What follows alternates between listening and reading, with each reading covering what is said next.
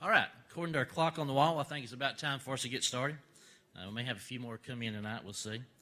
But first of all, just welcome to our class tonight, and thank you for being here. I know we've put out a lot of different options for this quarter, and so I think there's a lot of good places you could be, but honored that you chose to be here with us tonight. I hope you benefit from study as individually. I hope that as a congregation it makes us stronger. You know, we're only as strong as our parts, so I think if each one of us can improve, then that will make us stronger as a group.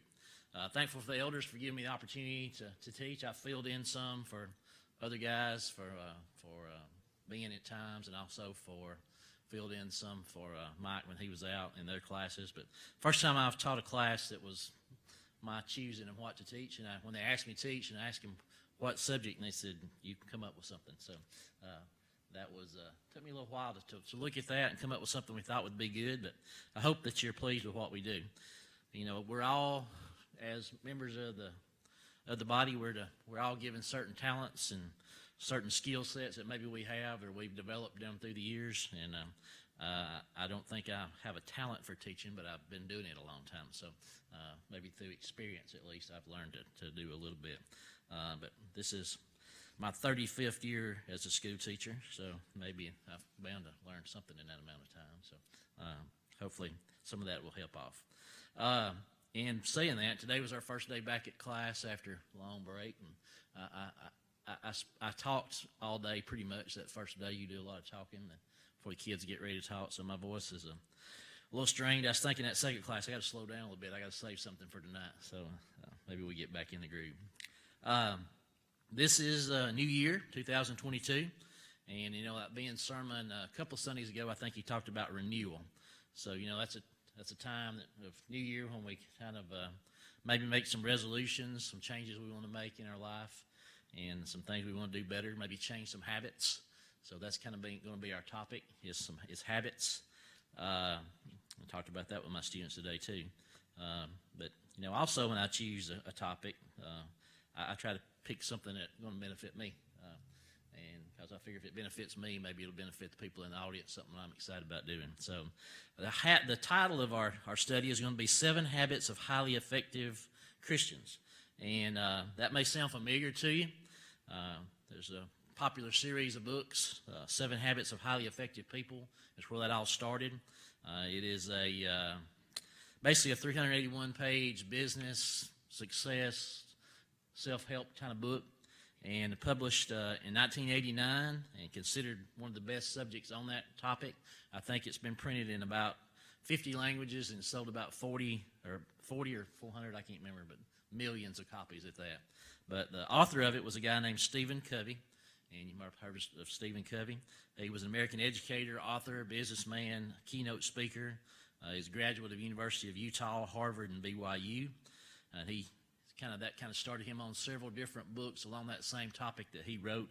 One of those was a book called Principle-Centered Leadership, and that's the book that I came in contact with him was when I was going back working my master's and getting my in ed leadership and administration. We studied that book in one of my classes, so that's kind of how I got familiar with Dr. Covey and some of his work.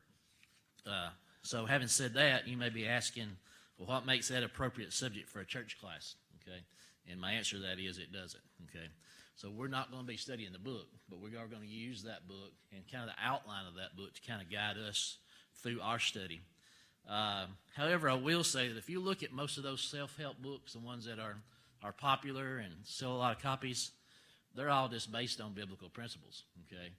And Covey especially admits that, you know, a lot of these guys, they'll reword and re-put stuff together and rebrand it and say it's theirs. Covey doesn't do that.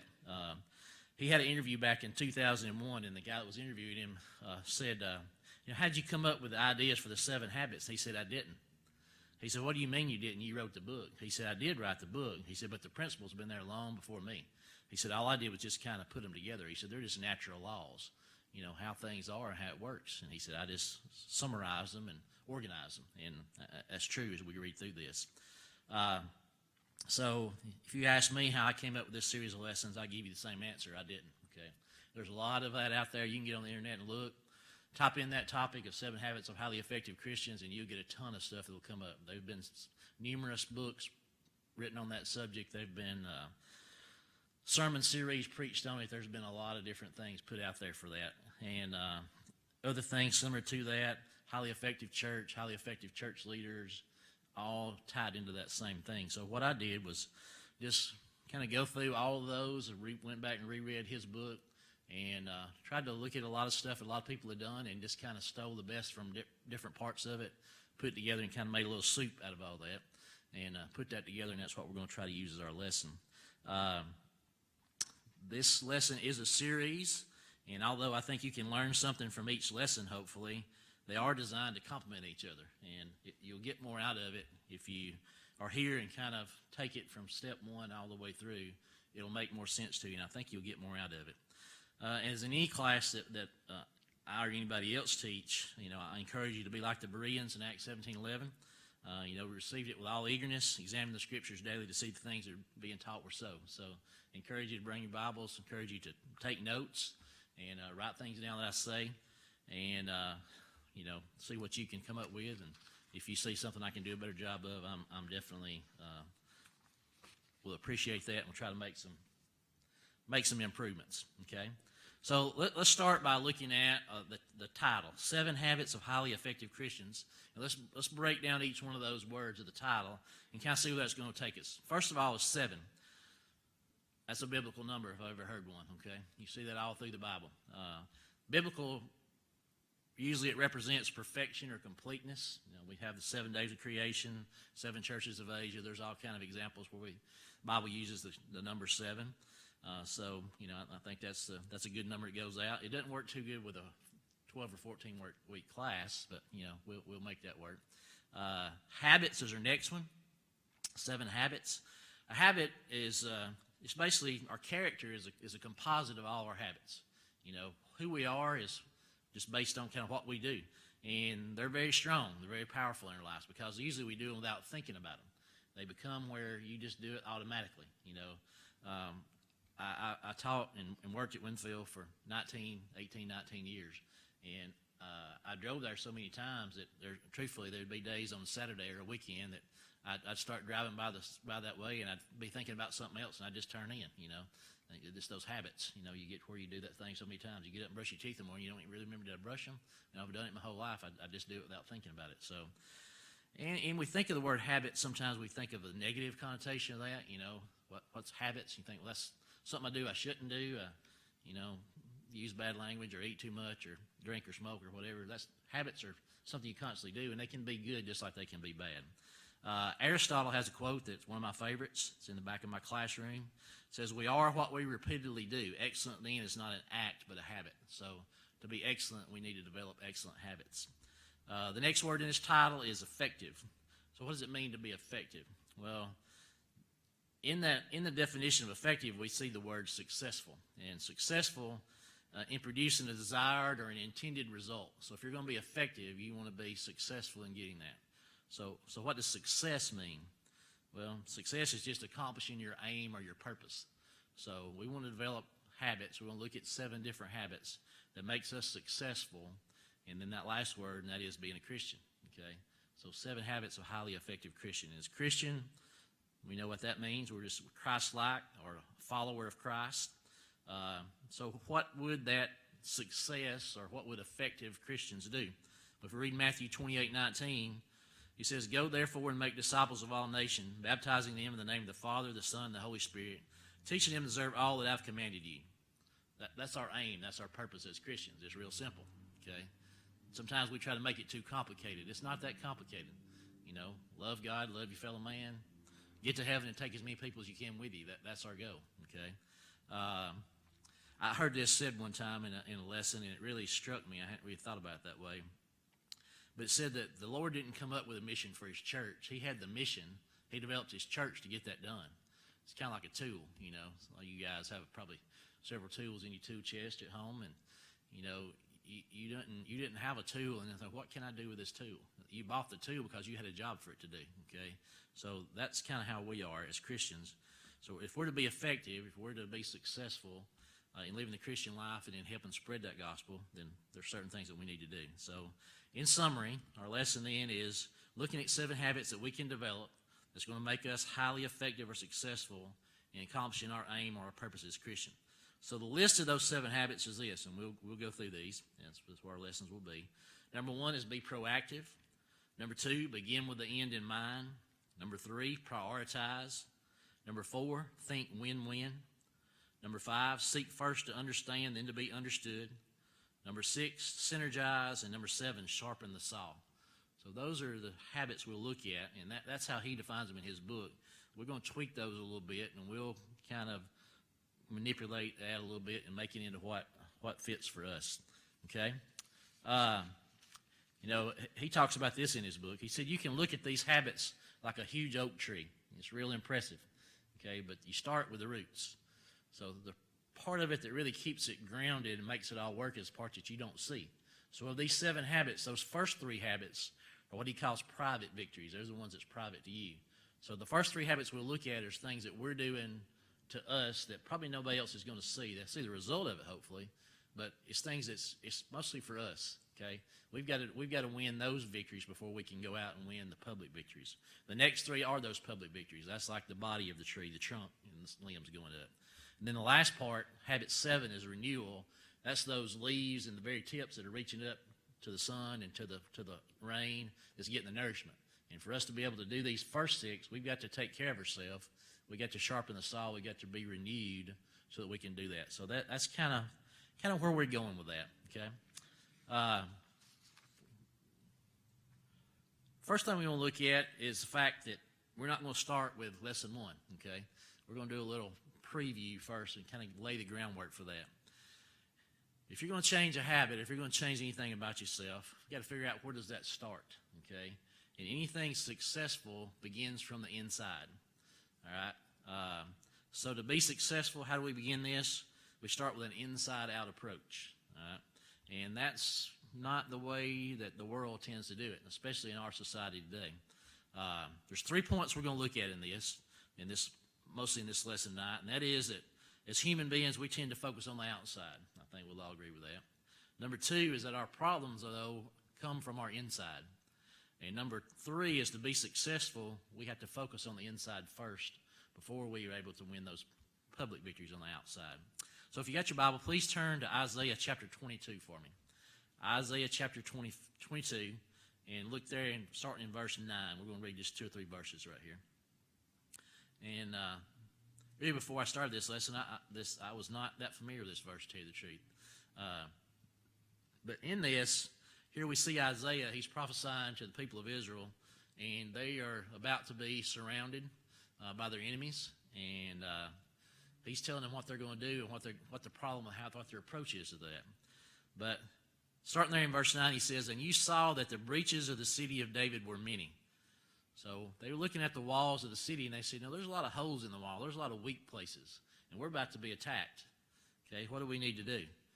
So he said, "You collected the waters of the lower pool, and you counted the houses of Jerusalem, and you broke down the houses to fortify the wall." So their plan was, our outside wall is weak, so what we're going to do is we're going to take the stones from the houses, the materials that are built on the inside of that, and we're going to try to shore up and make that wall look strong. We're going to try to appear strong to our enemies out there, and maybe that'll save us. Okay. That we're even going to build a reservoir, so we got plenty of water. They're going to surround us and try to starve us out. Let us run out of water. We're prepared for that. So they were making all these outward preparations. He says, "But you did not look to him who did it or see him who planned it." He said, your problem is that you're worrying about the outside wall, what you look like on the outside. Your problem is you should have thought about how you got to this position. Because the reason they were being attacked anyway is because they fell away from God. And every time they did that, they paid the consequences from their enemies. He allowed the enemies to overtake them. And so he's chastising them here and telling them what they've done wrong. He said, you're worrying about the outside. You really should have worried about the inside. If your heart was right, if you had done what God told you, you wouldn't have a problem, okay? But even now when you've got a problem, all you're trying to do is try to make the wall look strong. You're looking about the outside. All right. That's kind of how we tend to do it today. Modern society is obsessed with outward appearances. I think we all agree with that, okay? Advertisers have been using that against us for years, They know if they're going to make a commercial, if they're going to put an ad out, that if they'll put some celebrity spokesman or some attractive model wearing that clothes, then we'll want it, okay? Because we want to be like that. We're worried about what does the outside look like. I was walking through the den. There was a game show on, and that was just tonight. And they was asking questions. They had a poll. One of the questions was, what part of your body would you like to never age? And out of 100 people that was questioned, 56 of them said my face. Okay? Wrong answer. Okay? It doesn't matter what your face looks like. Okay? What they should have worried about is your heart. If you had one part of your body that doesn't need to age, it's your heart. If your heart stays strong, you're going to live a long time, okay? And, you may not want to look yourself in the mirror, but you'll still be alive, okay? So if you had one part of your body you want to pick that's not going to age, that it's not going to get to, it doesn't need to be the face. It doesn't be what people see. It needs to be the inside. So I thought that's my lesson for tonight right there in a nutshell, that's how we do it. Just look at the issues we have with social media today, especially our younger people, and especially our younger teenage girls. When we had our Wednesday night class, when we was talking about the generations, one of the younger ladies that was up there, she mentioned about some of the issues with social media and the fact that you get on there and you see all this stuff on social media and you start comparing yourself to these people that are on there, these influencers. There's people who make a living. That's how they make their living. They're influencers. They get on social media and they get a big following, and then they get paid to propagate these different ideas and products and all these different kind of things. So, that's where our world is. And they know to attack our young people, especially our young girls who are insecure about their looks anyway at that age, and they play on those things, all right? And the bad thing about it is most of the time those photos and stuff you see on there and their profiles are not even real anyway. Now they got all these filters. I'm not the tech person, but I do know they can do this. But you can put your picture on there, and you can do these things to make yourself look no wrinkles or color your hair or make you look skinny or whatever, to make you not even look like who you are. And plus, sometimes it's not even their picture anyway, A lot of these online dating sites, I was reading something recently. It said in 2017, this survey came out, and it said that 39% of the couples in the U.S. right now met online, okay? They didn't even meet in person, not first. They met online. And I'm not saying that's a bad thing, but I'm just saying that's where our society is. And then there's all kind of stories about once they do meet these people, they're not what they thought, okay? Sometimes it's a different picture of somebody else. They call that catfishing, okay? I don't know where they got that term from, but it's catfishing, okay? But you're out there, you're acting like you're somebody you're not. You're portraying yourself as somebody different. So, that outside look is not good, okay? So let's go back to the Old Testament. This is not a modern problem. It's been around for a long time. That's human nature. If you remember in 1 Samuel there, God had sent the prophet Samuel to the house of Jesse, to David's father. And he's going to anoint the next king. He's kind of through with Saul. He's their first king, but that hadn't worked out very well. Saul was a tall, good-looking guy, but he didn't, inside he had some issues too. But he had sent him here, and the Lord said, go. And he was a little bit worried. He said, what if Saul finds out I'm going to anoint the new king? He's going to be mad. He said, don't worry about it. Just tell him you're going there to sacrifice, and you just do what I tell you to do. So he went. And he found Jesse, and he said, I want to line up all your sons. I want to see them. So he lined up. Very first one was Eliab, and tall, good-looking guy. And he said, that's the one. That's got to be him. God said, no, that's not it. He said, we read there in 1 Samuel chapter 16 and verse 7. It said, but the Lord said to Samuel, do not look on his appearance or the height of his stature, because I have rejected him. For the Lord sees not as man sees. Man looks on the outward appearance, but the Lord looks on the heart. Okay? God knew David. David's thing was he's a man after God's own heart. He made some mistakes. He wasn't perfect. He was human. But God knew where his heart was. And he knew, even though he may be the youngest, he may be the smallest, he may not look the part, but he's the one that's going to be king. He's got what it takes on the inside. If you've ever been in a position at work where you hired people, that's hard. When you got to interview folks and try to pick out who you're going to hire, who's going to be the best one. As principal for several years, I went through that every year. You're always hiring new people, and how am I going to be able to pick and be sure I'm getting the best person I can to be in the classroom to help, teach these kids what they need to know? And that's a big responsibility. So here Samuel had that responsibility, and God was pointing out to him, you can't always look at the outside, okay? That's not what we see. I can give you a personal example of this. When I was in college, me and two of my friends from high school went to college together. We were rooming together, and we was living in a dorm, had a corner room. And, we not like we were, all that and anything, but we knew each other, so we were kind of comfortable with each other. But we run into this boy that was on our floor in the dorm, and he was always just really shy, just kind of backward, kind of felt like, maybe he was just felt like he was out of place. He did not try to do the latest trends. He did not have the coolest hairstyle or the designer clothes. That wasn't him. He was just a plain old guy. So we got in the habit there that we would go out to eat on Monday night. We'd always go out to eat on Monday night. So the boy's name was Scooter. We got to know him a little bit. Nickname. Said, "Hey Scooter, hey, what about you want to come eat with us?" We're trying to help him out a little bit. Feeling sorry for him, I guess, to tell the truth. He said, "Yeah." So we took him and went with us, and felt like he needed somebody that needed a friend. So we paid for his meal. There was three of us. It wasn't like it was putting a big hole in our pocketbook to do that. So this went on for probably a month or more. And every Monday night we'd get Scooter and we'd go out to eat. We'd buy his meal. And got to know him. Good guy. Probably about that fifth time we were going down to get in our car, and Scooter said, "Hey," said, "why don't y'all let me drive tonight?" And I said, "Okay, that'll be fine." And so we figured, Scooter's some old beat-up piece of jalopy over here, some, 40-year-old car that might not crank or not ever. We get down, we walk by the parking lot, this brand-new, top-of-the-line sports car. He stops and starts getting out his keys. I said, "Scooter, this your car?" "Yeah, get in." So we get in. It's his car. So we're just kind of sitting there with our tongue hung out, like, what's going on? So we get talking to him. Scooter has got plenty, okay? His dad was like a top scientist at NASA. I mean, he's got a ski boat, he's got a bass boat, he's got any toy you can think of. He's got all he needs. He's like, "Scooter, you let us pay for your meal for 4 weeks. You should have been buying ours." He said, "Hey, y'all offered, so I took it." He said, "We're friends." I said, "Yeah, that's true." So you don't know by the outside of a person what the inside is like, okay? So we made a mistake of judging the book by its cover, which is not a good thing, okay? Most of us men, we're lucky that our wives don't do that, okay? Most of us married up, and they married down. I think a country song about that now I heard recently, trying to take my wife, don't let her know that I married up, and she married down. Mine definitely falls in that category. She figured it out, but it was too late then. I already had it hooked by then, so she got to know me a little better. All right, so point number 2. Our problems are a result of our interior issues, not the exterior, okay?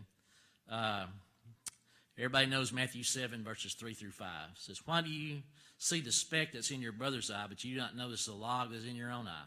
Or how can you say to your brother, 'Let me take the speck out of your eye,' when there's a log in your own eye? You hypocrite. First take the log out of your own eye, and then you can see clearly to take the speck out of your brother's eye."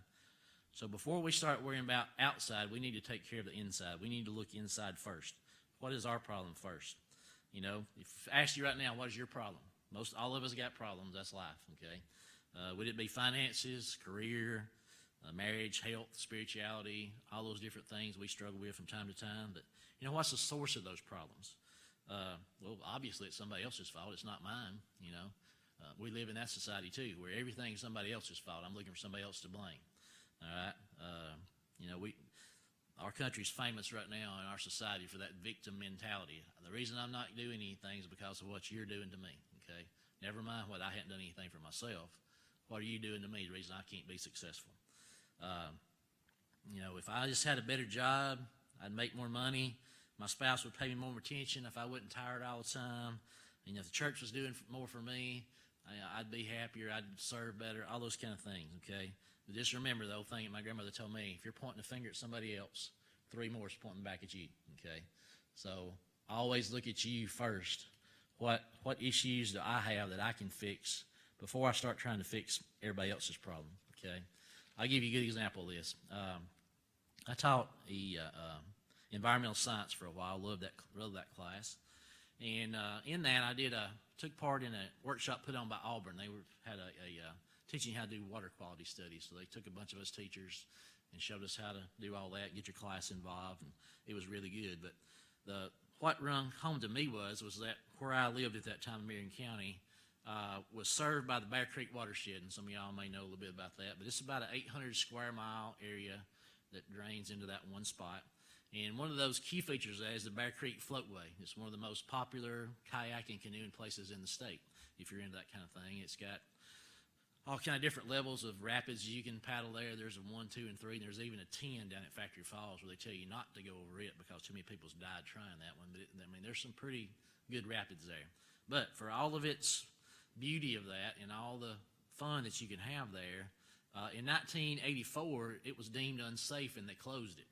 You couldn't wade in it, you couldn't paddle in it, you couldn't fish in it, you couldn't do anything because of the pollution that was in there. Where did that pollution come from? Well, the people down there, when they closed it, they were all up in arms. They said, what's going on here? Some big manufacturing plant or something? Are they dumping chemicals or something into our water here, and they've messed it up? One old farmer they interviewed on this study, he said they had a meeting down to college. It was Northwest. And he said, I went down there and I was fired up and I was ready to chew out some big company guy. He said, I get down there and I found out it was me. Okay, so the problem was not that somebody was dumping stuff into it. It's what's called non-point source solution. Point source solution is where there's one place, like maybe a big pipe coming out of a factory or something that's dumping stuff in there. But non-point is that it's just all along in different places. And the problem with this was that the farmers themselves were one of the biggest issues. A lot of chicken houses down there. And a lot of people who have chicken houses also have cattle. And a lot of those pastures border the creek. So what they do is when they ship out a bunch of chickens, they clean out the chicken house, they put that in a manure spreader, and they use that to fertilize their fields. Well, when it rains, it washes that into the creek. And you were getting what's called fecal coliform bacteria in there, which is bad stuff. And, once they found out what it was, they knew what to do about it. And then the people turned this into a success story. And if you ever remember watching, if you watch APTV, then Alabama Public TV, there's a guy on there called Doug Phillips. Anybody familiar with Doug Phillips? He's an old guy. He paddles down all over Alabama's waterways. He makes videos about Alabama nature and all this kind of stuff. But he did a special on this one. And in 1990, they cleaned it up and they was able to reopen it in 6 years, which is pretty amazing. But he called that all these people coming together and making changes in how they do things. He called it one of the great examples nationwide of how what you can do if people work together to take care of the environment. So it was a happy ending to the story, and now people go there and everything's good. But he said it's a tale of what people can accomplish if they set their minds to protect their natural heritage. So the people there, once they saw what the problem was, it's not somebody else, it's us, and what can we do to fix it? When they did that, they fixed the problem. That's what we have to do in our life. Psalms 4:23. You're looking with me. Psalms chapter 4, verse 23.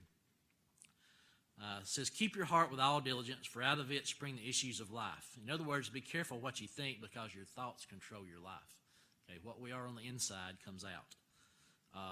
A lot of times, the problem is not really the problem. The problem is how we see the problem. And that's called a paradigm, is a big word for that.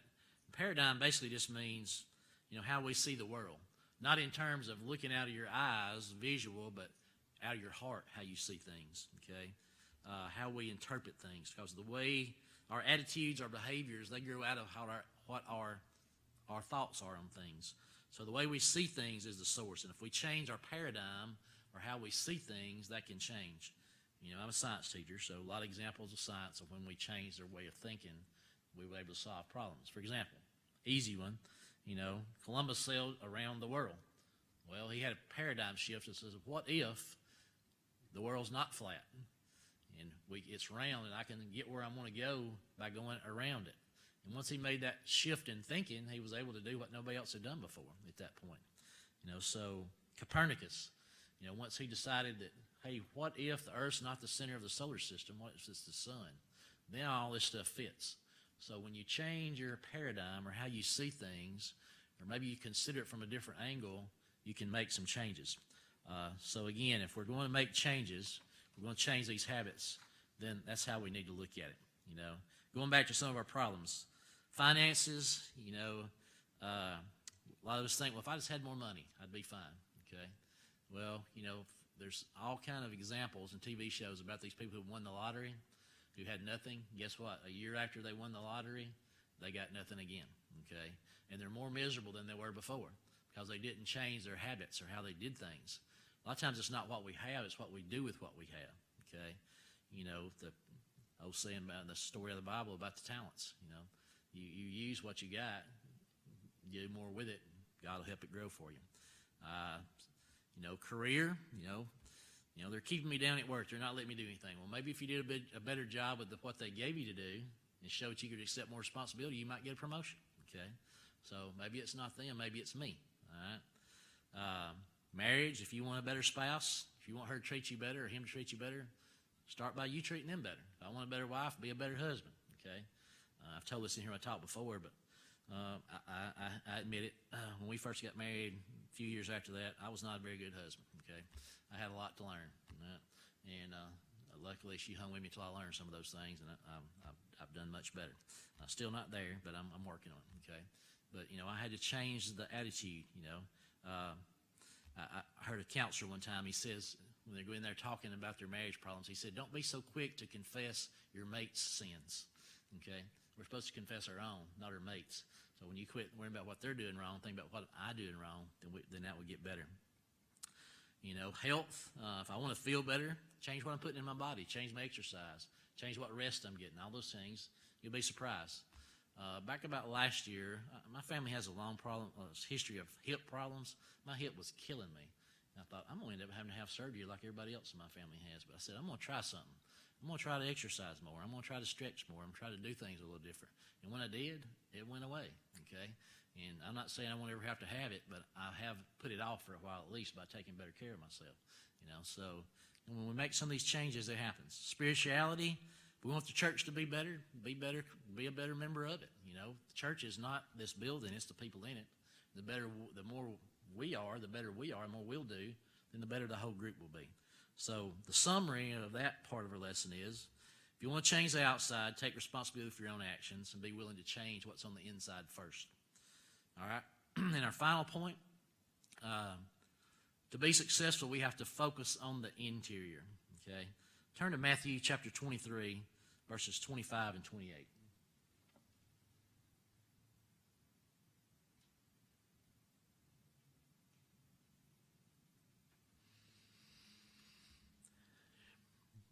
There Jesus says, "Woe to you, scribes and Pharisees, hypocrites." Starts out with a pretty powerful statement there. Calls them hypocrites right off the bat. "For you clean the outside of the cup and the plate, but inside they are full of greed and self-indulgence. You blind Pharisee, first clean the inside of the cup and the plate, that the outside also may be clean. Woe to you, scribes and Pharisees, hypocrites, for you are like whitewashed tombs, or sepulchres, as King James says, which outwardly appear beautiful, but within are full of dead people's bones and uncleanness. So you also outwardly appear righteous to others, but within you're full of hypocrisy and lawlessness." Okay? So here he's condemning them for what issues they're having, but he also tells them how to fix it. He says, if you want to fix the outside to look pretty and clean the inside first. It will get there. Okay? Again, like we said a while ago, we tend to look at the outside.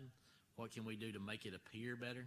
Sometimes we do that in spirituality too. We want to look like we're doing everything we should do when we still got problems in our heart. We need to fix those first. And we're not saying that the outside is not important. There's a lot that says in the Bible about how we dress, about modesty, and the outward appearance of letting our light shine. Those things are important, but they don't come from the outside. They come from the inside once we're willing to make a change. We have to see that we need to make a change. Speaking on that, we look at 1 Peter chapter 3, verses 3 through 4. 1 Peter 3, 3 through 4. It says, "Do not let your adorning be external, the braiding of hair, the putting on of gold jewelry, or the clothing you wear, but let your adorning be the hidden person of the heart, with the imperishable beauty of a gentle and quiet spirit, which in God's sight is very precious." Okay, so there again he tells us, if you want that outside to look good, you don't worry about dressing it up. It comes from the inside out. That will radiate. You can't hide that inside. And eventually, even if you are good at putting on a front, eventually it will go away. I remember this. I never forget it. Years and years ago, before class started, it was on a Monday morning. Kids had done out one weekend and dated or whatever. But there was 2 or 3 girls in the back, and they were talking about their weekend. And one of them was talking about this boy that she had dated, and I knew the boy. And she said to her friend, she said, you would think he was cute unless you knew him. So outside he looked like a good young man, but when she got to know him, he wasn't so cute after all. Okay, so that's what he's telling us here in this verse is, if you want to be outside look good, make sure that the inside is clean first. Don't worry about what you're putting on. Worry about what that hidden person of the heart is. Several years ago, Winfield has a series that event they hold every year at Winfield Church of Christ that is Men's Day. Several people have them, but they did that for several years. But we had a speaker one time, some of y'all may know him, is Brother Levi Sides. Brother Sides was a great man. And he was in his late 80s, I'm sure, when he was speaking. Had to help him up on the stage. But once he got up there and got a hold of something he could hold on to, he was ripping and rolling. He was going. But, he said, a lot of people ask me, he said, how's Levi doing these days? He said, oh, Levi's awesome. He said, he's doing great. He said, now this old house Levi lives in, it ain't doing too good. He said, the foundation's a little shaky. He said, missing some shingles off the roof. He said, the furnace doesn't work too good all the time. He said, but Levi, he's doing good. So he understood it was not that outside that was important, it was the inside. He said, I'm getting better and better every year. And he was. I heard him preach years before, and I heard him preach then, and he was good. Had a great day with him there that day. So again, we're not saying that the outside's not important. We're just saying that the inside is. Like you said here, first clean the inside of the cup and platter, that the outside also may be clean. If the heart's been changed, then you're going to reflect that. Christians, if you've really had a change of heart, you're not going to want to do a lot of those things you used to do. Okay, I was teaching a class one time years ago, and I said, talking about changing. I said, I'm sitting up here teaching a class tonight. I said, there's people who knew me 30, 40 years ago. I said, if they came in the back door tonight as a visitor and they saw me at the front, they'd probably turn around and leave. Say, what's he doing up there talking? Okay, so clean up the inside. The outside kind of changes with that. You can't hide that. The way we dress, the way we act, if you really are a changed person, you're not going to want to do those things. You don't have to worry about those things, okay? Worry about, when preachers preach about giving sometime. If you convert the heart, you also convert the checkbook, okay? They'll give. You don't have to fuss at them all the time about that. They're going to want to do it. He said, if you're really changed, you're not going to want to dress like the world dresses. It's not going to be something you want to do. But we have to make that choice to do that. In his book, Covey says, no one can persuade another to change. Each of us guards a gate of change that can only be opened from the inside. We cannot open the gate of another either by argument or emotional appeal. I think that's a key point. Most of us, we only change for 2 reasons. Really, one is that we know that the change is painful a lot of times. We like to keep doing things we've always done them. We're comfortable with that. The only reason you'll change is because the pain of change is less than the pain of you keeping doing what you're doing, okay? And you'll finally make a change if you're like that. The other part is we see that we need to make a change, and we do. That happens occasionally, but a lot of times we got to hit rock bottom before we bounce back up. Something has to really happen to us to get our attention sometimes. Some people, we've heard those lessons before. Why does God let bad things happen to good people? Sometimes we have to have something, a little shake-up to let us see that I can't do this all on my own. I need God, okay? And, as far as, how we do that, a wife can nag her unbelieving husband into going to church with her, and he may go, but is he doing it just so he gets tired of hearing her fuss, or is he going because he realizes he needs to? Not say he might get there and learn something, okay? I think I've told this story before, but my grandmother's sister and her husband, my great aunt was a faithful member for her whole life, but her husband never went with her to church, and she raised her kids, took them out by herself. But when she always asked him, and she just did what the good book says, and tried to win him by her conversation, by her manner of life. And finally, when he was in his 70s, one morning she was getting up to go to church, and he started getting ready. She said, "What are you doing?" He said, "I'm coming to church with you." and he went. And it wasn't long after that he was baptized, became a member of the church. It wasn't long after that he passed away. Okay, but it worked. It took a while, but it finally worked. But he had to make that change for himself. He had to realize, I need to make a change, and I need to do that. And I'm not sure exactly what triggered that in him, to tell you the truth, but whatever it was, it happened. Okay, and sometimes we have to see that I've got to change. You know, the story's told, and I'm sure y'all have heard this one too, about there was a captain on a Navy boat, and they were out on maneuvers, and fog was so thick they couldn't see, but they saw this light out there, and it was flashing. And he told his signalman, he said, where is that light? And he told him the coordinates and all that. And he said, well, send them a message and tell them they need to change course by so and so many degrees. And so he sent the message, and that where the light was coming from sent back and said, you need to change your course by so and so many degrees. And the captain got all mad, and he says, send him back another message. Tell him I said they need to change their course so many degrees. And he sent back again, you change your course. So finally he had enough, and he said, you tell him that I'm Captain so-and-so of the USS, named the ship. He said he needs to change course. And so the message came back and said, I'm a lighthouse. Okay, so you need to change your course. All right. So he finally saw, I've got to change. I can't wait on somebody else to change. I'm the problem. I've got to do my changing. I'm going the wrong direction. So us as Christians, hopefully we'll see some things that we can change. So if you decide to open your gate of change and understand and live some principles embodied in these 7 habits and do some positive change, that'll be good. All of us can improve. Don't care how good we are. We can all do some things a little better. A few things about that we'll see. First of all, your growth is going to be evolutionary. You will evolve, and you'll grow, and you'll change. And that net effect of that is going to come from those private victories first. Once you make some of those inside changes, then you'll be able to see, and you'll be able to help other people and make that other, from there, the outside victories, the public victories. You'll start to define yourself. Some of us will, from within, not what other people think about us. And most of us in here are the age where that's probably not an issue for us, but some of us maybe still have that sometimes. But our younger people, if they finally figure out that, it's what I am and not what people think about me or say about me that really matters. Second, if you'll open yourself up to those other 3 public habits, then you're going to have that desire and those resources to make those changes and be successful with them. And you'll see that you're going to fix some of those broken relationships maybe that you've had with some people. You'll strengthen the ones that you got, and you'll probably make some new ones as you begin to see those things. Again, we talked about what our goal is, what is our aim as Christians, is to go to heaven and take as many people with us as we can. And finally, that 7th habit, that of renewal, make you truly independent. Now, these habits, one thing he says about them is that he says we have a maturity continuum that we go along. At first, we're dependent. We're dependent on other people. And after that, we become independent, where we can take care of ourselves and where we can do things for ourselves, kind of like a baby moving along. But he says the key there, we think that's the top. It's not. The top of the food chain is to be interdependent, where we're able to work with other people to accomplish a goal.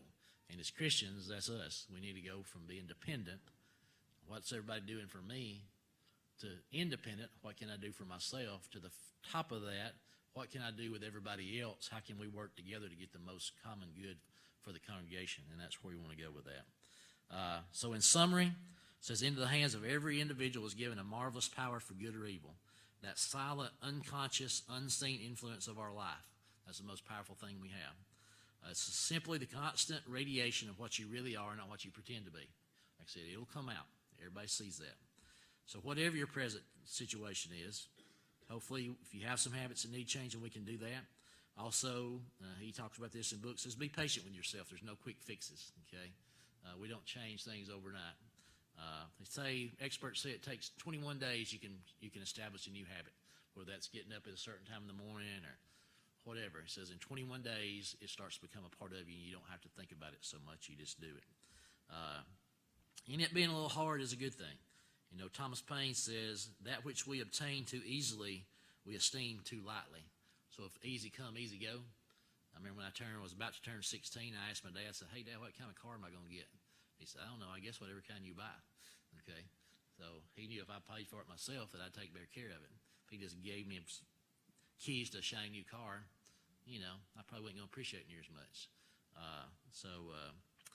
I did. He did help me find the car and help me arrange the deal, but I had a horse. I was a horseman, and I sold the horse and took the money and bought my car with it, and the horse was more dependable about where you went in it than that car was. But I took care of the car, and because I had paid for it, so that helped me a little bit. All right. Thank you for being here tonight. Hopefully, kind of set the stage for what we're going to talk about. We'll get into that first habit next week, and being proactive, and we'll go from there. If we will, bow with me in prayer before we dismiss. Father, thank you for tonight. Thank you for all the many blessings you bless us with. Thank you for the opportunity to come here tonight to do these studies of lessons. Pray, Father, that we would all approach this and with an open mind, and we would try to see things through a different lens and look at things and see if there's things we can do to change ourselves so it'll make us more efficient, more effective in your kingdom, be better servants than thine. Pray, Father, you be the ones who are sick, not able to be with us tonight, those who have lost loved ones. Pray, Father, you be with us with the weather situation that appears to be moving in overnight and tomorrow. Pray that it would keep us safe from that everybody would be able to get about and go where they need to go and be safe with that. Be with us when we meet back here again next Sunday. Guide, guard, and direct us. Find ourselves. Have our prayer in Christ's name. Amen. Thank y'all.